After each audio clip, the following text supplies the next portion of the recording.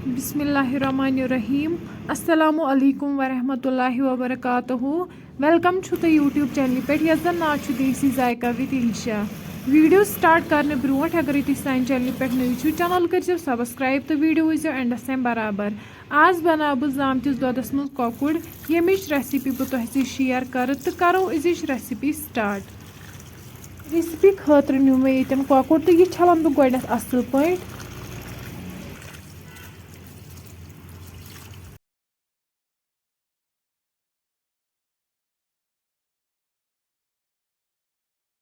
ककुड़ छोल मे असल पे अम पत निम बह ककुड़ तो अत करक बह लकट लकट कट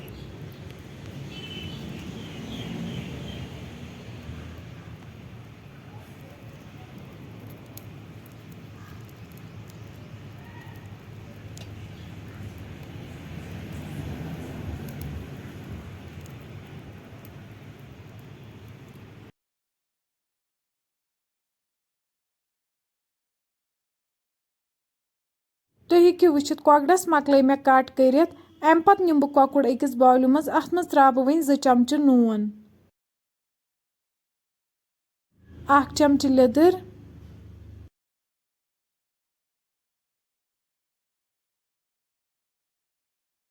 2 चमच मरचांगन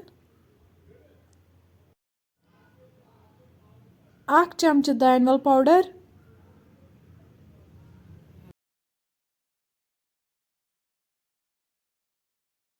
येतन त्रो वन 1 चमच गरम मसाला लास्टस त्रो वन अत मज 2 कप जामुत दूध यम सारी इंग्रेडिएंट्स करहोक वन असल पे मिक्स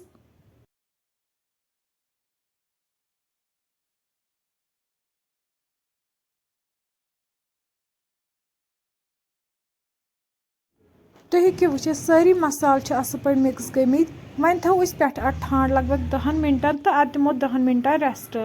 तीतिस कालस कड़ो वन यपर वाड़ मज गंड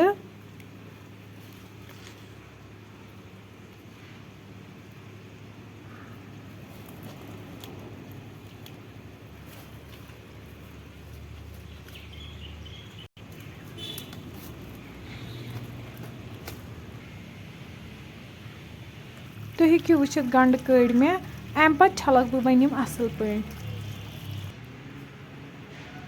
वन कर बह ये गंडन लकट लकट पीसेस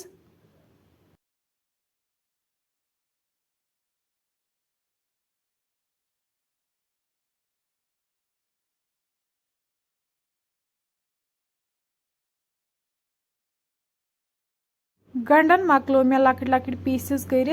अम पत थो बह वन दानस पे प्रेशर अत मज त्रा बह वन 2 कप तेल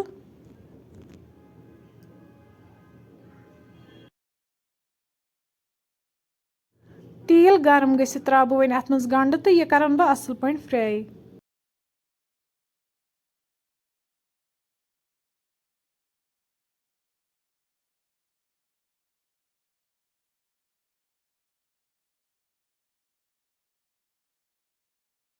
तुम हेकि वुचित गंड फ्राई गोमुत अम पत त्रा बह वन अत मज ककुड़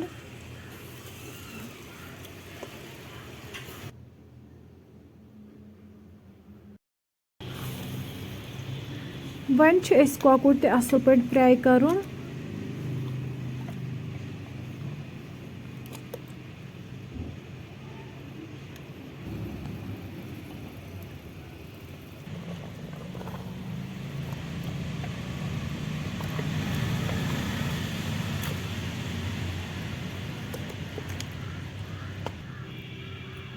वन थो ठाण पे लगभग 20 मिनटन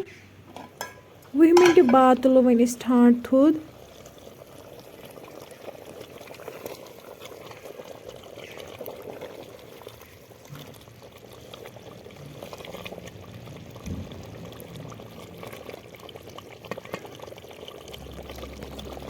तुम हेकि वुचित अमिच ग्रेवी ज्यादा रिड्यूस गमज अम पे त्रो वन अत मज ताज़ दानवल बी त्रो वन अत मज मेथ तो दानवल ते रलाव वन असल पे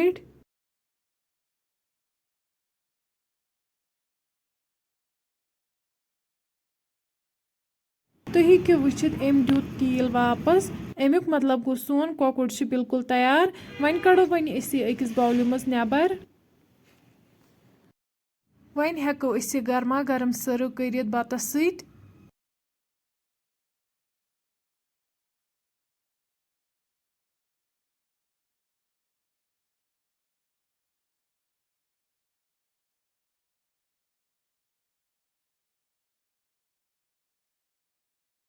फ्रेंड्स अगर तुम सन अजिच रेसिपी पसंद आमज चैनल करो सब्सक्राइब तो बी दीजियो पन फीडबैक। अल्लाह हाफिज़।